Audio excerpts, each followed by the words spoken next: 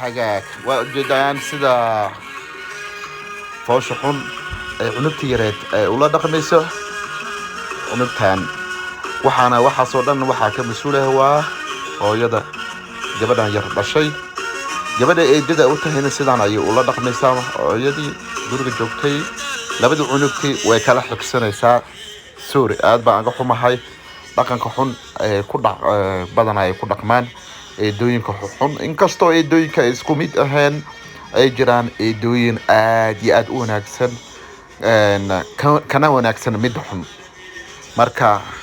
shanta far ilaahay isku mid kama dhigin laakiin badana eedooyinka aabaha qabo waxa lagu tiriyaa inay yihiin kuwo xun oo aad iyo aad mar walba ilmaha haystaan oo ay dhaleen ka jeclaada kuwa eedada ay u yihiin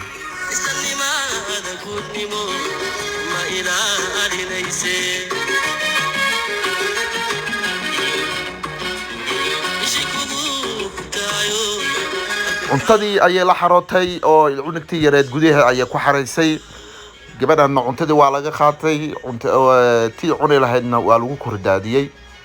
wajida hadda cunugtii ayaa qolka la geystay waa la soo dharjiyay tara iyadoo dharagsan oo cunugtii kale ku isfooteynayso ku kor ciyaarayso hase ahaatee hadda waxay iska aadeen banaanka laakiin ninkii dariska ahaa ayaa waxa isku dayaya inuu cunugtii yareed oo sasabo oo maaragtay ilowsiyo dhaqanka xun ee eedadan kula dhaqmayso oo soo kiciyay oo soo joojiyay baastadii iyo wixii ayuu ka horgufayaa oo soo wadaya gurigiisa hortiisa ayuu fariisinayaa mar walba wuxuu isku dayayaa inuu sasabo okay wuxuu kala siinayaa badar ayuu kana kasiyar oo maaragtay cunto ayuu sameeyay oo siinaya laakiinse waxay isku dayayaan inay cuntadii la siiyay ka sii qaadaan ay ku kordaadiyaan sorry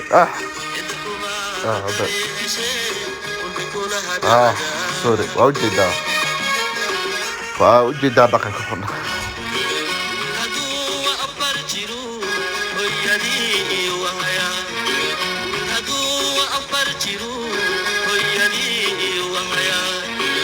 odagii waa yimid isagoo aan waxba kala ogeyn laakiinse mar walba wax buu dareemayay